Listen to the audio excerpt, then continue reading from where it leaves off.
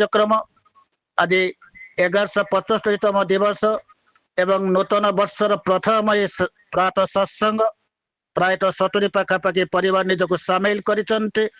ମୁମ୍ବାଇ ମହାରାଷ୍ଟ୍ର ଏବଂ ସବୁଠାରୁ ଆକର୍ଷଣୀୟ ହେଉଛି ସୁରତର ଗଳିକନ୍ଦିରୁ ଆମମାନଙ୍କର ଭାଇ ଓ ମା ମାନଙ୍କର ସଂଯୁକ୍ତି ଏବଂ ଓଡ଼ିଶାର କୋଣ ଅନୁକୋଣରୁ ପ୍ରାୟତଃ ଅନେକ ପରିବାର ନିଜକୁ ସାମିଲ କରିଛନ୍ତି ଭବ୍ୟ ଦରବାରରେ। ତାହା ହିଁ ତ ମନ ଜଗତକୁ ଅତ୍ୟନ୍ତ ଭାବରେ ଆକର୍ଷିତ କରି ତୋଳେ ଏବଂ ସର୍ବତ ଭାବରେ ଆପଣମାନଙ୍କର ସଙ୍ଗ ସଚର୍ଯ୍ୟ ଲାଭ କରି ନିଜକୁ ଏତେ ଭାବରେ ଅଭିଭୂତ ହେଇ ଉଠେ ମନ ଜଗତ। ପ୍ରାର୍ଥନା ରଖେ ଆପଣମାନେ ସୁସ୍ଥରେ ଥାନ୍ତୁ, ଭଲରେ ଥାନ୍ତୁ, ଆନନ୍ଦରେ ଥାନ୍ତୁ, ଭରପୁର ଜୀବନ ନେଇ ବିଶାଳ ହୃଦୟ ନେଇ ପରମ ପିତାଙ୍କର କାର୍ଯ୍ୟଧାରାରେ ଆଗେଇ ଚାଲନ୍ତୁ।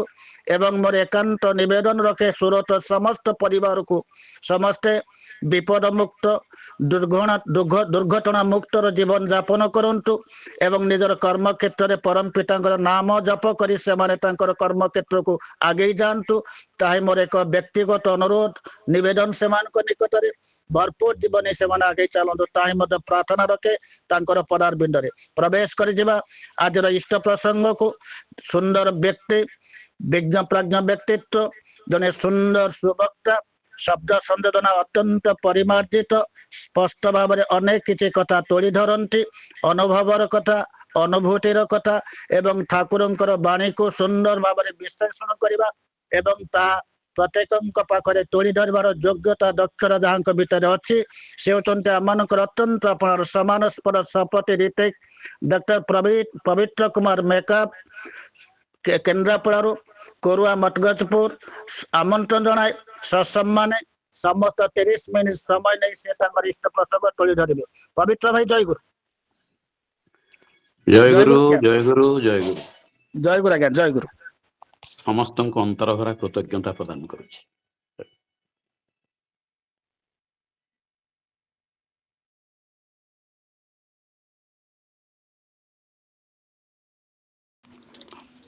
ଆପଣଙ୍କର ଅଡିଓ ମ୍ୟୁଟ ହେଇଗଲା, ଅନମ୍ୟୁଟ କରନ୍ତୁ। ଜୟଗୁରୁ ଜୟଗୁରୁ ଜୟଗୁରୁ ଜୟଗୁରୁ ଆଜ୍ଞା ଜୟଗୁରୁ।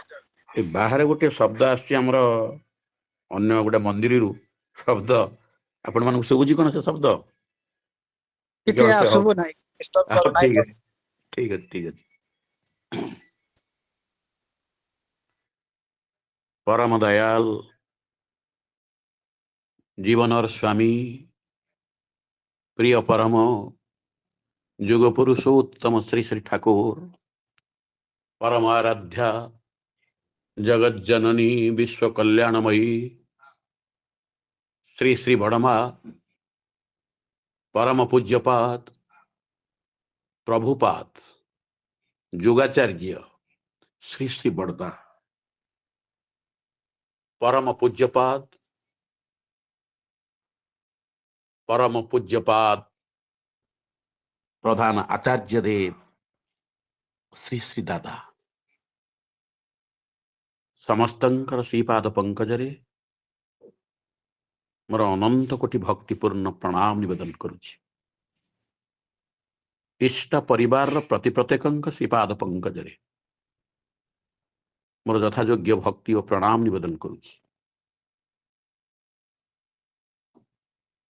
आज भव्य दिव्य अलभ्य कोटि पुण्य फले प्राप्त ये महार्घ्य सत्संग यही सत्संग युक्त हुई जो माने निज को अहोभाग्य अधिकारी कर तोलिछंती ए भाव को आगो को नबारे राहंकर परिचालन आज सत्संग सुंदर भाव अग्रगति करुछि। आज आभासी सत्संगर समानास्पद अग्रणी सत्संग युक्त होता अन्य समस्त विज्ञ प्राज्ञ अभिज्ञ वर्षियान वरिष्ठ ऋतिक देवता मंडली कर्मी मंडली प्राणर गुरुभाता मंडली भक्तिमती स्नेहमयी जननी कूल सत्संग प्रेमी सत्ता प्रेमी जीवन प्रेमी समस्त सज्जन मंडली छोट छोट पिलाए समस्त को मोर अंतर जयगुरु निवेदन करुछि।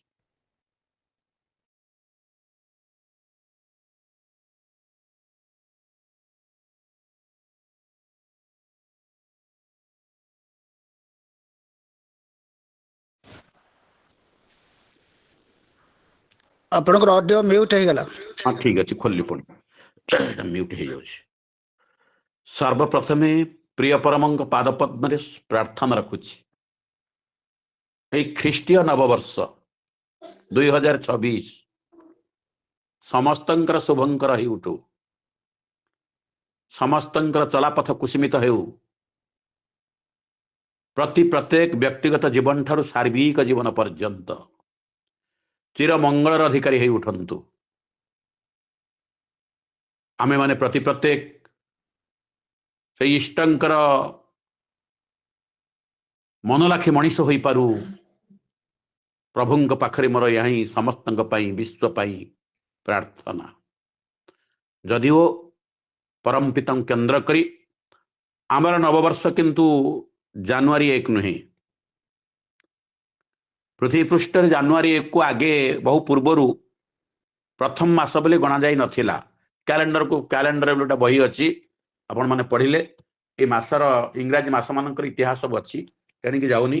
କିନ୍ତୁ ଠାକୁର ଆମକୁ କହିଛନ୍ତି, ସୂଚେଇ ଦେଇଛନ୍ତି, ଦର୍ଶାଇ ଦେଇଛନ୍ତି, ଆଜି ଆମେ ମାନେ ଯେଉଁ ଆପ୍ରାଣତାର ସହିତ, ବ୍ୟଗ୍ରତାର ସହିତ, ଆବେଗର ସହିତ ଆଜି ଏ ନବବର୍ଷକୁ ଆମେ ଗ୍ରହଣ କରୁଛେ। ଏହା ଅତି ଚମତ୍କାର କଥା, ଅତି ସୁନ୍ଦର କଥା, ଜୀବନକୁ ପରିପୁଷ୍ଟ କରିବାର ସୁନ୍ଦର ମାର୍ଗ ଇଏ। ଏହା ସହିତ ଆହୁରି ଭରପୁର ହେଇ ଉଠିବ ଜୀବନ ଯେତେବେଳେ ଆମେ ଇଷ୍ଟ ମାର୍ଗୀ ହୋଇ ଉଠିବା। ଜୀବନରେ ଇଷ୍ଟଙ୍କୁ ଗ୍ରହଣ କରି ଇଷ୍ଟଙ୍କର ବିଧାନରେ ଯେତେବେଳେ ବିଧୃତ ହେଇ ଉଠିବା, ଜୀବନ ସେତେବେଳେ ଚୌକସ ହେଇ ଉଠିବ, ଭରପୁର ହେଇ ଉଠିବ, ସର୍ବଦିଗ ଦେଇ ଆମେ ମାନେ ପରିପୂରିତ ହେଇ ଉଠିବା। ଆମ ମାନଙ୍କର ନବବର୍ଷ ଆରମ୍ଭ ହେଉଛି ଠାକୁରଙ୍କୁ କେନ୍ଦ୍ର କରି, ପୁରୁଷୋତ୍ତମଙ୍କର ଅନୁଶାସନ କେନ୍ଦ୍ର କରି ଆମର ନବବର୍ଷ ସ୍ୱସ୍ତି ତୀର୍ଥ ମହାଯଜ୍ଞ ବୈଶାଖ ମାସ ଆରମ୍ଭ ଦିନ ଆମର ଯାହାକୁ ଆମେ ପଣା ସଂକ୍ରାନ୍ତି ବୋଲି କହୁ, ପହିଲା ବୈଶାଖ ବୋଲି କହୁ, ମହାବିଷୁବ ସଂକ୍ରାନ୍ତି ବୋଲି କହୁ, ଠାକୁରଙ୍କର ଆରମ୍ଭ ସେଉଠୁ ନବବର୍ଷ। ନବବର୍ଷ ସ୍ୱସ୍ତି ତୀର୍ଥ ମହାଯଜ୍ଞ ଦୁଇଟି ଉତ୍ସବ ହୁଏ, ଗୋଟେ ବିଜୟା ଉତ୍ସବ, ଗୋଟେ ନବବର୍ଷ ସ୍ୱସ୍ତି ତୀର୍ଥ ମହାଯଜ୍ଞ ଉତ୍ସବ। ଯାହା ହଉ, ତେଣିକି ମୁଁ ଯାଉନାହିଁ, ପ୍ରତ୍ୟେକଙ୍କର ଶୁଭକାମନା କରି ଏ ଖ୍ରୀଷ୍ଟୀୟ ନବବର୍ଷ ସମସ୍ତଙ୍କର ମନରେ ଆନନ୍ଦ ଭରି ଦଉ, ସ୍ୱଚ୍ଛତା ଭରି ଦଉ, ପରିଶୁଦ୍ଧତା ଭରି ଦଉ, ସମସ୍ତଙ୍କର ମନ ପ୍ରାଣ ଇଷ୍ଟମୁଖ ହୋଇ ଉଠୁ। ପରମ ପିତା ସମସ୍ତଙ୍କର ଚିର ମଙ୍ଗଳ କରନ୍ତୁ। ପୁନରାୟ ପ୍ରାର୍ଥନା ରଖି ମୁଁ ଆଗକୁ ଯାଉଛି। ଆମେ ମାନେ ପ୍ରତ୍ୟେକ ପରମ ପିତାଙ୍କ ଦୀକ୍ଷାରେ ଦୀକ୍ଷିତ ହୋଇଛେ। ଆମର ମତେ ଯିଏ ଆପଣମାନଙ୍କ ସହିତ ଯୁକ୍ତ ହେବା ପାଇଁ ସନ୍ଦେଶ ପ୍ରଥମେ ପ୍ରଦାନ କରିଛନ୍ତି ଆମ ରଜତ ପଣ୍ଡା ଭାଇ। ଦାଦା, ଆପଣ ଯୁକ୍ତ ହେଇଥିଲେ, ସେଥିରେ ଠାକୁରଙ୍କର ଲୀଳାର କଥା ତୋଳି ଧରିଥିଲେ, କିନ୍ତୁ ଭାଇମାନେ ମା ମାନେ ଅନେକ ଅଛନ୍ତି, ଆପଣ ଟିକେ ଦୀକ୍ଷା ଶିକ୍ଷା ବିବାହ ଉପରେ ଆଲୋଚନା କରିବେ। ଗୋଟିଏ ଶବ୍ଦ ଉପରେ ତ ଆଲୋଚନା କରୁ କରୁ ସମୟ ହବନି। ଯାହା ହଉ, ଯେତିକି ହବ ଆଗକୁ ଯିବା। ଆମେ ମାନେ ସମସ୍ତେ ଆଜି ଯେତୋଟି ପରିବାର 63 ଯୁକ୍ତ, ଏଠି ଆମେ ଯେତେ ଯୁକ୍ତ ହେଇଛେ 8, ହଉ, ଯାହା ହଉ ସୁନ୍ଦର ଆନନ୍ଦ ଲାଗୁଛି। ସୁଦୂର ମହାରାଷ୍ଟ୍ରରେ ରହି ମଧ୍ୟ, ସୁରଟରେ ରହି ମଧ୍ୟ, ବମ୍ବେରେ ରହି ମଧ୍ୟ, ସେ ଶିଳ୍ପନଗରର, ଅର୍ଥନଗରର ମୋହ ଛାଡ଼ି ପ୍ରାତ କାଳରେ ଆପଣ ମାନେ ଏ ପ୍ରିୟ ପରମଙ୍କ ଚରଣରେ ନିଜକୁ ହଜେଇ ମଜେଇ ରଙ୍ଗେଇ ଦେବା ପାଇଁ ଯେଉଁ ଆପ୍ରାଣତା ସୃଷ୍ଟି କରିଛନ୍ତି, ଯେଉଁ ପରିକଳ୍ପନା ସୃଷ୍ଟି କରିଛନ୍ତି, ଯେଉଁଭଳି ଭାବରେ ଉନ୍ମୁଖ ହୋଇ ଉଠିଛନ୍ତି ପରମ ପିତାଙ୍କ ନିକଟରେ ପ୍ରାର୍ଥନା ରଖୁଛି, ଏଇ ଉନ୍ମୁଖତା, ଏଇ ଆପ୍ରାଣତା, ଏଇ ଉଦ୍ୟମ ସଦା ସର୍ବଦା ଜାରି ରହୁ। ପ୍ରତ୍ୟେକ ଇଷ୍ଟ ପ୍ରାଣ ହୋଇ ଉଠନ୍ତୁ। ଆଜି ଯଦି ଆମେ ଏତେଟି ପରିବାର ଯୁକ୍ତ ହେଇଛେ, ଏମାନଙ୍କ ମଧ୍ୟରେ ମୁଁ ଜାଣିନି ଯଦି ଖୁବ କମ ପରିବାର ଅଧିକ୍ଷିତ ଥେବେ, ବା କମ ଲୋକ ଅଧିକ୍ଷିତ ହେଇକି ଯୁକ୍ତ ହେଇଥିବେ, 10-15 ଖଣ୍ଡେ, ଆଉ ନହେଲେ ଆମେ ପ୍ରାୟ ସମସ୍ତେ ଦୀକ୍ଷିତ। ଦୀକ୍ଷା ଗ୍ରହଣ କରି ଠାକୁରଙ୍କ ଧାରାରେ ଆମେ ପରିଚାଳିତ ହେଉଛେ ବୋଲି ଆଜି ଆମମାନଙ୍କର ମନ ଏଇ ଆଭାସୀ ସତ୍ସଙ୍ଗରେ ଯୁକ୍ତ ହୋଇ ଆକୁ ଉପଭୋଗ କରିବା ପାଇଁ ବ୍ୟଗ୍ର ହୋଇ ଉଠିଛି। ଆମେ ଏତେ ସଂଖ୍ୟାରେ ଯୁକ୍ତ ଅଛେ। आउरी सहस संख्या युक्त हो पारिबा किछि असुविधा नहीं किंतु एतिकी तो हेछि हमर 1 रु 2 2 रु 4 4 रु 8 8 रु 16 एभଳି बड़ी बड़ी चलछि आज अति शुभंकर संकेत ये मोर कहिबार कथा आमे दीक्षा ग्रहण परे जत्किंचित भावरे जेन तेन प्रकारणे ठाकुरंकर नियम रे टिके जोग दउ थिबारु ताकु परिपालन करू थिबारु आज आमे आगो को जेबा पई इच्छा प्रकाश करूछे एवं इठी युक्त हेछे जो माने एई अल्पे अल्पे धापे धापे ए कार्य को करू नाहांती अर्थात जजनजाजन इष्टभृतिर धार धारंती नाही सर्वोपरि इष्टभृति जो माने करंती नाही मुख्य स्रोतरे से माने नाहांती अर्थात बंचिबा बढ़िबार मुख्य स्रोतरु से माने दूरेई जाइछंती जो माने दूरेई जाई दुर्भोग कबल रे पड़ी कष्ट पाउछंती आर्तचित्कार करुछंती अंतर भितरे अकुहा वेदना सेमानंकर सृष्टि होउची कियो से हमको रक्षा कर ए अशांतिर दाउ दहन रुदाबानलरु सेही मानक पई ठाकुर हमको प्रेरणा देइछंती सेमानंक निकट को जाई एकत्रित करी से अमृत पथर यात्री करी तोलिबा पाई कि दुखर कथा आम मानकर चलन रे टिके फांक रही थिबारु दीक्षा ग्रहण पर दीक्षार मौलिक उद्देश्य को आमे माने उपयुक्त भाव में निज चरित्र चरित्रायित करि पारु नथिबारु आज आचार्य निर्देश रे डकरा आछि डीपी वार्क पाई चतुर्दिगरे भारत वर्ष कहीं बहिरी भारत में चतुर्दिगरे ए दीक्षा पत्र कार्य डीपी वार्क आम प्रति प्रत्येक तादरे युक्त हवा पाई निर्देश अछि हेउछे मध्य हेइछे मध्य करूछे करिबा मध्य एटा सबुदिनर कथा ए आम मानकरे खांति चलनी पाई आम मान कहले भूल हम आपण मान मन टिके दुख लगी पारे सकाळ सकाळ नववर्ष रे प्रथम दिन गतकाली रीति कॉन्फ्रेंस थला 31 आउ 1 सुंदर भावरे अति विस्तृत भावरे आश्रम रे ठाकुरंकर उत्सव परिपालित होईची रीति कॉन्फ्रेंस समाप्त होईची आज सकाळ सकाळ दादा श्री हमको एक कथा कहउचंती ता होची अर्थ कोन आमे ए जो आज दीक्षा वार्क डीपी वार्क सृष्टि होईची ता कहा पाई मो पाई मु निजको दायी करूची ठाकुर लिखिचंती हाथ काटी सत्यानुसरण रे दीक्षार कथा तो सेति पे मु एक कथा टिके आगो को नउची ठाकुर लिखिले तुमे तुम निजर निज परिवारर दशर देशर वर्तमान एवं भविष्यत पाई दायी देशर भविष्यत पाई दायी ताल ठाकुर कहा को दायी कले देश पाई परिवार पाई अन्य मानक पाई कहा को दायी कले मत्ते निजे निजको दायी करिसंती मत्ते निजे दाय रखिसंती तुमे तुम निजर प्रथमे मो निज पाई दायी मो परिवार पाई दायी मोर परिवेश पाई दायी मो देश पाई दायी बहुंक पाई मु दायी ए जो दाय ए जो दायित्व करिवार जो धारा यह आज मो निकटरे संपूर्ण होई नथिबारु एई कार्य रे मु अवहेला करूथिबारु आज सृष्टि होईची डीपी वार्क आपण माने करूचंती डीपी वार्क अर्थ जहाँ आपण माने बुझीचंती ताकू जदि आलोचना करिवे ताकू आपण कोट पाइबे कोट लेखा हेती डीपी वार्क रे कोन कोन करिवा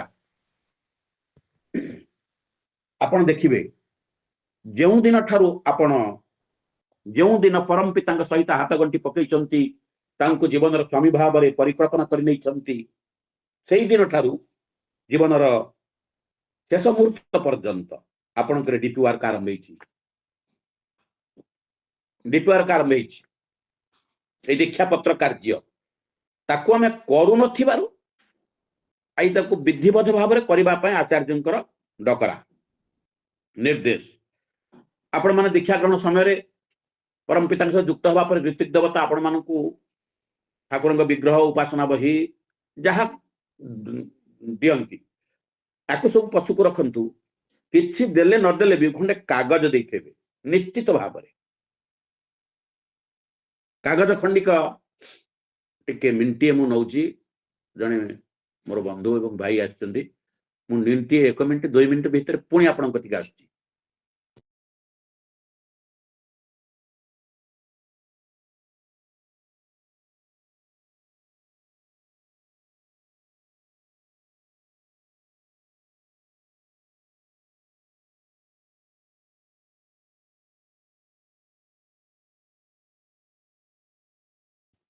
ଜୟ ଗୁରୁ, ଜୟ ଗୁରୁ। ମୋର ବନ୍ଧୁ, ମୋର ଗୁରୁ ଭାଇ ଆଜି ଏ ଠାକୁରଙ୍କ ରାଜେନ୍ଦ୍ର ସାମିଲ ହେଇଛନ୍ତି।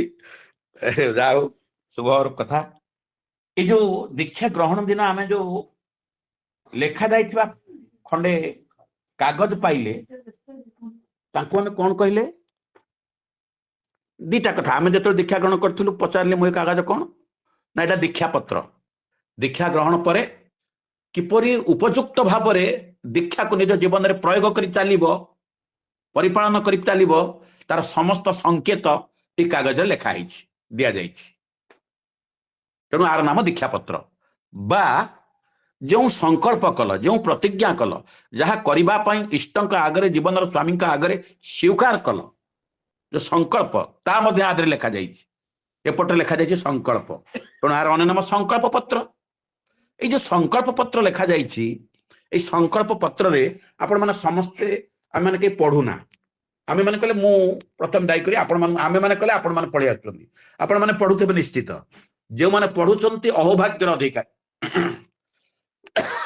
যে মানে সংকল্প পত্রକୁ ପ୍ରତିଦିନ ପାଠ କରୁନାହାନ୍ତି, ମୁଖସ୍ଥ ହେଇନି, ଆମେ ଚେଷ୍ଟା କରିବା ପୁଣି କରିବା ପାଇଁ, ଅଭ୍ୟାସ କରିବା। ଥରକୁ ଥର ପଢି ତଳେ ଚାଲ ଏଇ ଅଭ୍ୟାସର ବଳେ। ତେଣୁ ଅଭ୍ୟାସ କରିବା। এই যে সংকল্প পত্রে যাহা লেখা যাইছি 4টা বিধান, তাহা হি হଉଛି দীক্ষা পত্রর মৌলিক কার্য।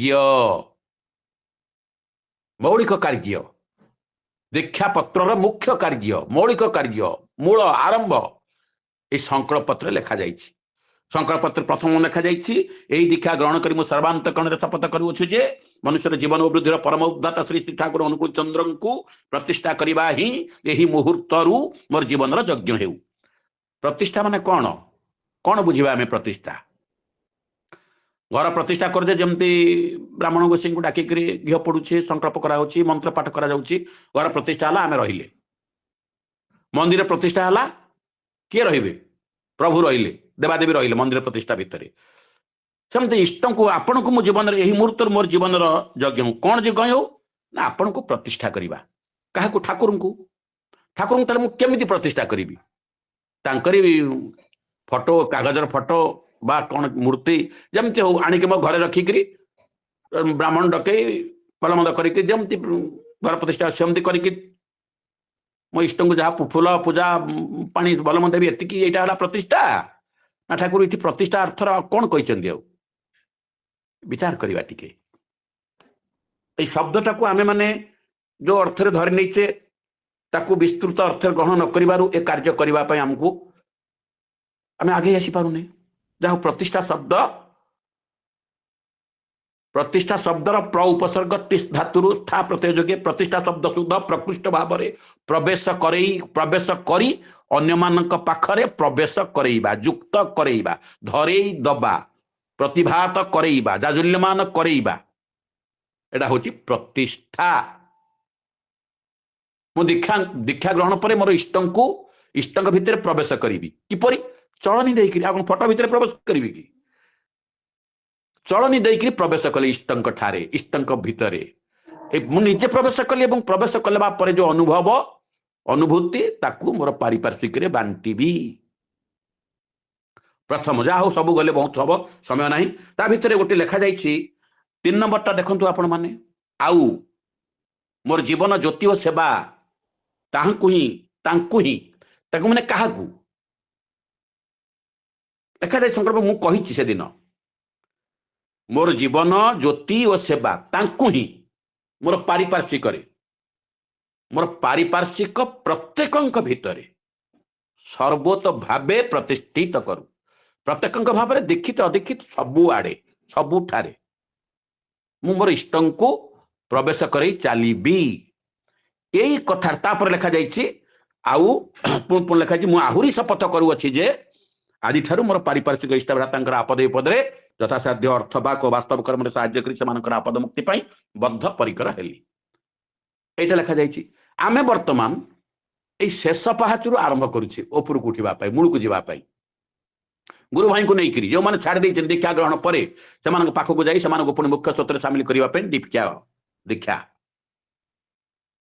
ଏଇ ଯୋଉ କଥା ଠାକୁର କହିଲେ ଆମେ ଦୀକ୍ଷା ଗ୍ରହଣ ପରେ ଆମଙ୍କର ମୌଳିକ କର୍ତ୍ତବ୍ୟ ହଉଛି ଏଇ ସଂକଳ୍ପ ପତ୍ରକୁ ବାସ୍ତବରେ ବାସ୍ତବାୟିତ କରି ତୋଳିବା। ଆଉ ଏହା ସମ୍ଭବ ହେଲା ଏଇ ଦୀକ୍ଷା ମାଧ୍ୟମରେ। ଦୀକ୍ଷା ତାହେଲେ ଯୋଉ ମୁଁ ଗ୍ରହଣ କରି ଦୀକ୍ଷା ଏখানে ଦୀକ୍ଷାର କଥା ବିଚାର କରିବା। ତାହେଲେ ଦୀକ୍ଷା କାହାକୁ କହନ୍ତି?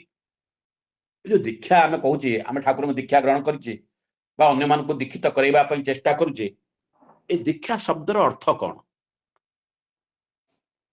ଆମେ ମାନେ ମୁଁ ଦୀକ୍ଷା ଶବ୍ଦର ଅର୍ଥ କହିବା ପୂର୍ବରୁ ମୁଁ କେତୋଟି ପ୍ରଶ୍ନ ନିଜ ସହିତ ଆପଣମାନଙ୍କୁ ପଚାରୁଛି। ଆଚ୍ଛା, ଆମେ ମାନେ ପ୍ରତ୍ୟେକ କିଏ ସାମର୍ଥ୍ୟବାନ ହବାକୁ ଚେଷ୍ଟା ଚାହୁଁନି? ଆମେ କହିଲେ ମନକୁ ପଚାରିବା ଆମେ ସମସ୍ତେ। ଆମେ ଯେଉଁମାନେ ଯୁକ୍ତ ଅଛେ ଆଜି ଯେତୋଟି ପରିବାର ତାର ଦୁଣେ ତାର ତିରି ତାର ଚଉ ଯେତେ ଲୋକ ଅଛେ, ଆମେ ମାନେ ନିଜେ ନିଜେ ନିଜକୁ କେଉଁମାନେ ସାମର୍ଥ୍ୟବାନ ହବା ପାଇଁ ବା ନ ହବା ପାଇଁ ଇଚ୍ଛା କରୁଛେ? ଆମେ ପ୍ରତ୍ୟେକ ନିଜକୁ ସାମର୍ଥ୍ୟବାନ କରି ତୋଳିବା ପାଇଁ ଇଚ୍ଛା କରୁଛେ। ଆମେ ସମସ୍ତେ କେ ଶକ୍ତିହୀନ ହବା ପାଇଁ ଇଚ୍ଛା କରୁଛେ?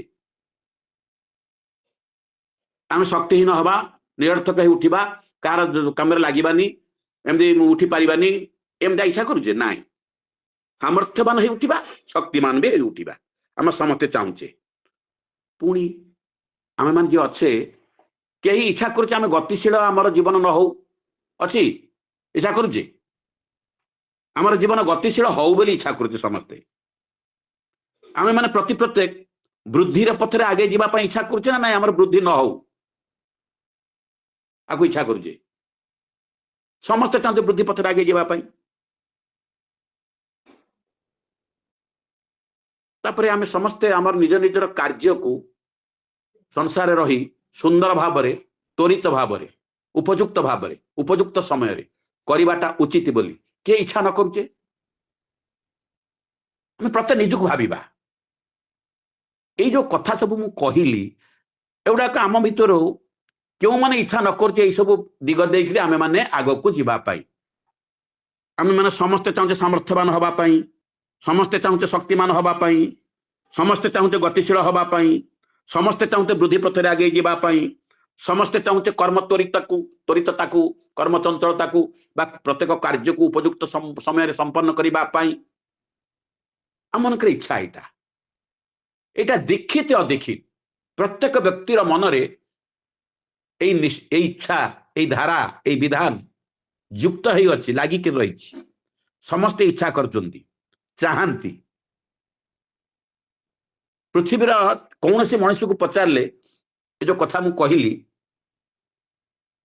ୟା ଭିତରେ କିଏ ନାହିଁ କରିବେ? ସମସ୍ତେ ହଁ କହିବେ। ଠାକୁର କହିଲେ ଦୀକ୍ଷାର ଅର୍ଥ ତାଇ, ଅର୍ଥାତ୍ ମୁଁ ଯେଉଁ ସବୁ ଶବ୍ଦ ଆପଣମାନଙ୍କ ଆଗରେ ତୋଳି ଧରିଲି ଦୀକ୍ଷାର ମୌଳିକ ଅର୍ଥ ହିଁ ଏହା ହିଁ।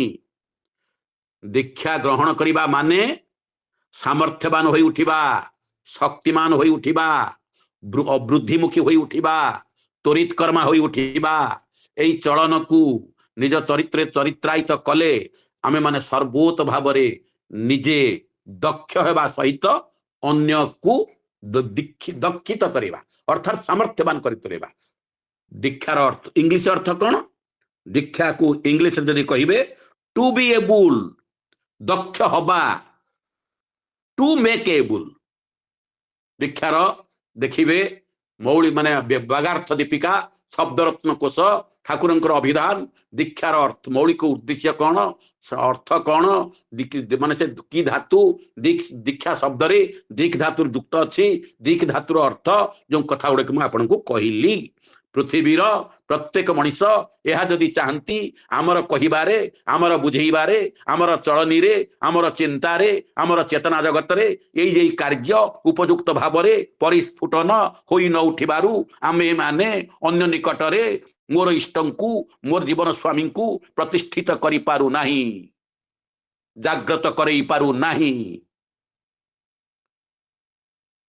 एई तो वास्तव जाजन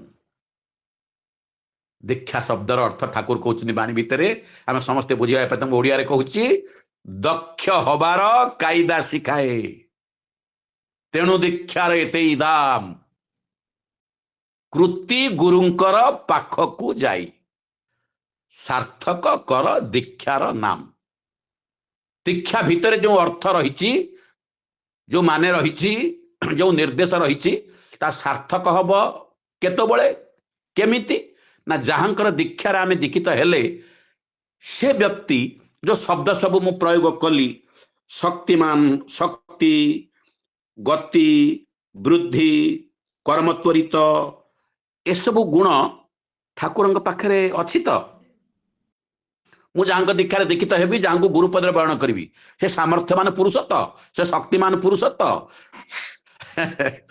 जहा पचारे जो दिग दे से सेया तो हाँ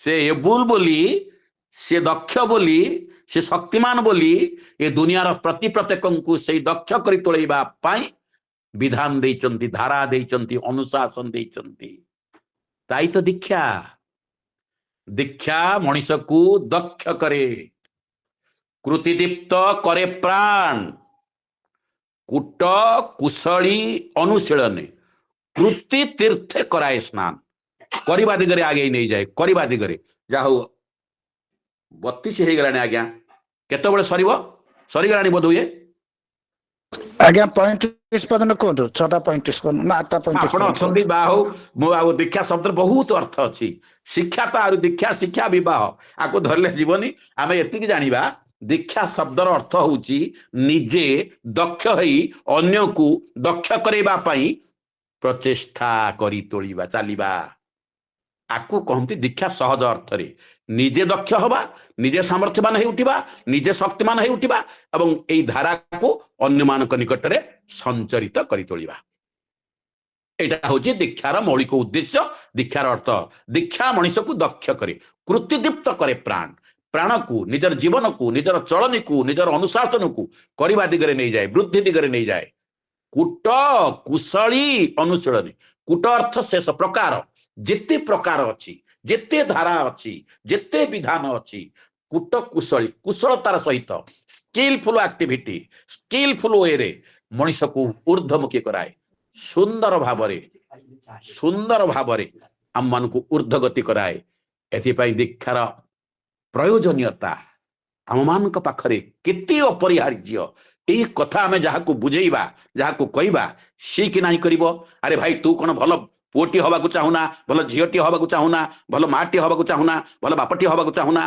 भल भाईटी हवाकू चाहुना भल मनुष्यटी हवाकू चाहुना भल इंजीनियर हवाकू चाहुना दक्ष वैज्ञानिक हवाकू चाहुना के न चाहे समते चाहती किंतु आमे आम धारा रे आम मनर भाव को अन्य निकट प्रकाश कला बेले निजर अहंकार जदि साब्यस्त हुए इष्टंकर कथा कहवाकू जाए निजर किरदार जदि मु कहे ताहले इष्ट प्रतिष्ठित हेबेनी आत्म प्रतिष्ठा हब अन्य मानक ठारे मु निजको देखि फेरी आसीबी जोंथि पई आज डीपीआर करड करा आसंतु आत्म प्रतिष्ठा करिवानी इष्ट प्रतिष्ठा दिगरे निजको उजाड़ करी तोलिबा जजन जाजन इष्टवृत्ति स्वस्ति सदाचार प्राण ही उठिबा ए पंचामृत को पान करिबा पंचामृत पान कर स्वास्थ्य जेपरि अक्षुर्ण रहे ए ठाकुरंकर विधान ए पुरुषोत्तमकर विधान पंचामृत को पान कले निजे धन्य हबा परिवार धन्य हबो परिवेश धन्य हबो आनंद रे दीपवार को जीवंत ही उठिबो सार्थक ही उठिबो आनंद रे गाई उठिबा वंदे पुरुषोत्तमम जय गुरु जय गुरु जय गुरु जय गुरु